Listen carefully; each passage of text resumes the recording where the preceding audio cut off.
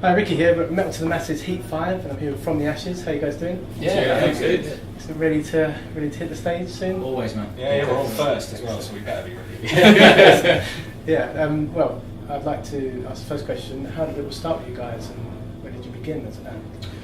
It started, me and Mal were downloaded in 2008, 2009, and we saw a band on that were okay, but not great, and we kind of went, do that. Several years later, still trying to do that, but we'll hopefully get there at some point, and I basically, Jess, my brother, me, Mal, and Gids knew each other from uni, so we kind of just like started jamming, and next thing you know, we had a band.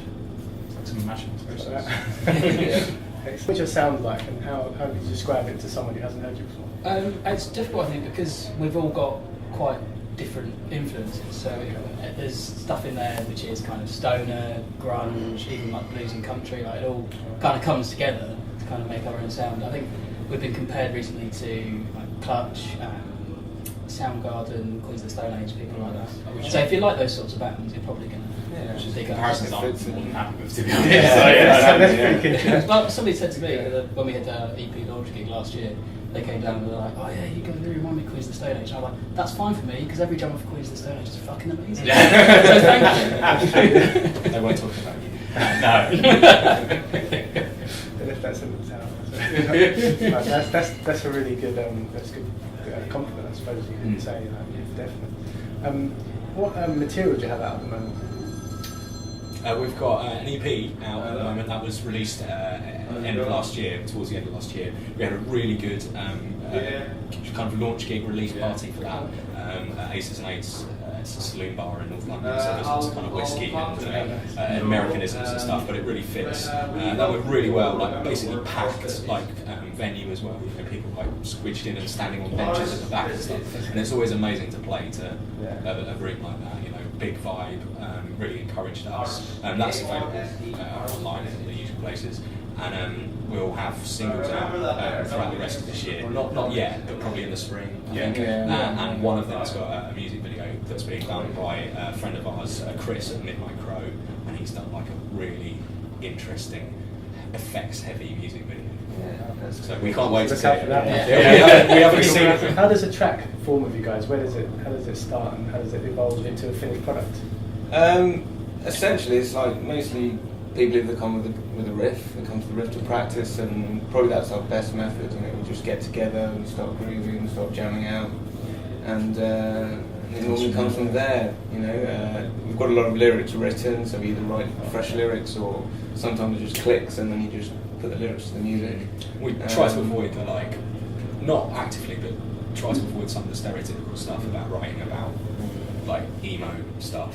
Not because there's necessarily anything wrong with that, and there's a lot of tunes out there that are all about particular subjects, shall we say, and we just try to, if we have written stuff like that, and that's fine, but we try to be a bit more like broad spectrum-y, you know, so there's a lot of kind of pop culture-y reference stuff and like some 80s things that we're all into, and so not to be obscure just for obscure's sake, but just to be a bit more interesting. Like a lot of metal bands are like that. And that's why we like the scene, because so many people are into so many different things, different artists and authors and influences, and all this big cultural diversity and stuff. And it's much better than just, you know, the kind of the pop stuff tends to be around a few central themes kind of thing. So, and then we've got a couple of songs that get a bit more social issues and political as well. It's not overt, but it's depends what mood we're in the right place.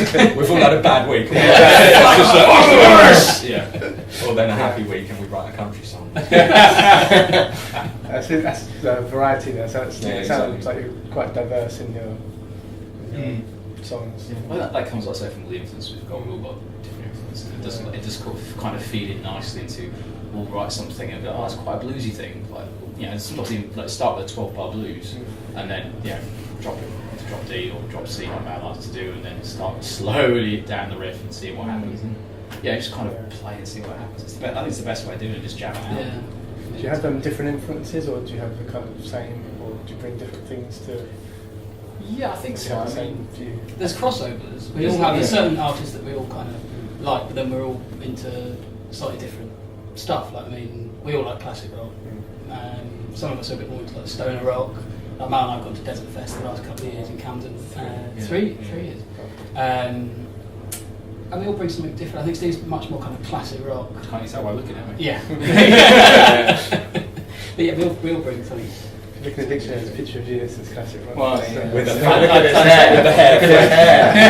It's the hair. Every girl's jealous of. I think the thing that connects it all is we're all into big riffs, Yeah, like yeah. essential Yeah. themes and big riffs and big like groovy rhythms. And I think that's what kind of comes out in our own stuff. Yeah, something you can tap your foot to, I think, is the main thing. We'll like, there's a band who were just sound checking, and they had these big, heavy, like nice grooving riffs, and we all kind of look at each other and go, yeah. Stop nodding your head to it. Yeah. So we're here at Metal to the Masses London 2015, Heat 5, get the numbers right, yeah. How did you hear about the competition? How did you get here today?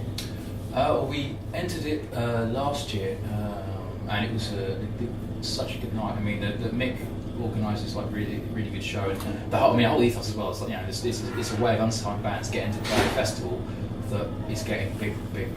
I mean, Bloodstock, you know, it started out in 2000, whatever it was, playing at it was the Assembly Room, it was booked out in Derby, and you know, 700-person capacity venue, didn't quite sell out, but then every year it's built, it's growing, and to sort of even just get on the fringes of that and get involved with that, that's a really cool thing for a band that is. It's a good festival, supports grassroots as well. Yeah, It exactly. gives people the opportunity to take it to the next level. And it's varied as well. It's not all like, Yeah.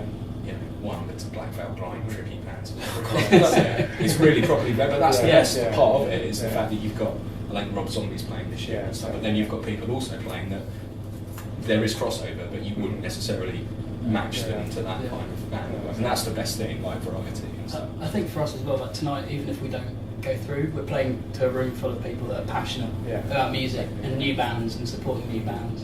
And like last year, we played, we got our little clipboard out, and we got a load of people signed up to our mailing list. Yeah. And they're all active people as well. It's not That's just really people good, just yeah. for the sake of it or just standing in the back. I think people are starting to come to this competition to realise that the quality of the music is good, and Yeah. it's people, you know, they want to come and check out the bands and see what see what they can, see what they can find out and Yeah. discover new music. Well, you know, a couple of the guys that are in our heat, we were listening to and going, these guys are really good. Yeah, definitely. So Yeah, they- yeah. you know, so we've picked up a couple of bands that we like. So. Yeah, that's great. What kind of message would you want to give to people who haven't seen you play, or that you might want to encourage them to come and see you? This is your platform. If you like big riffs and bits of groove, bits of blues, you know, Yeah. it's a heavy stone rock with a blues twist. Yeah. If you like good time rock and roll, basically, good time hard rock with a bit of soul, come and see us. So soul, not with that, not No, soul no, singing, me, not- but you know, let's with clarify with that, guts. You have soul, you don't play soul. Yeah, exactly. yeah. Rock with balls, there we go. Yeah. We will have soul backing singers one day. We'll One day, We'll do a Lars Ulrich and Matt and I are onto that. I've Full got some. orchestra. Not doing a version of November Rain. How many times have we done it? When do we get a horn section? That's right. Don't you want to play that song?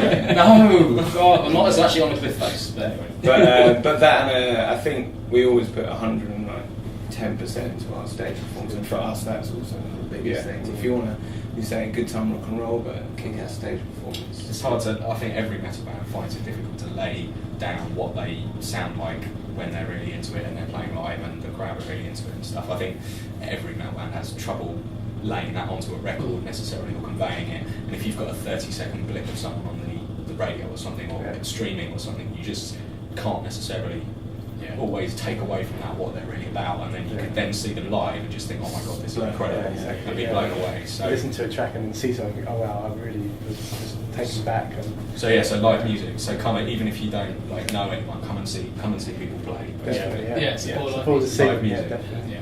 On that note, guys, best of Wicked. luck. Thank you. for your Thank time. you very much, Steve. And, Cheers. Thank you. nice to see you on the stage. Thanks very much. Thank you. Thanks. Appreciate that.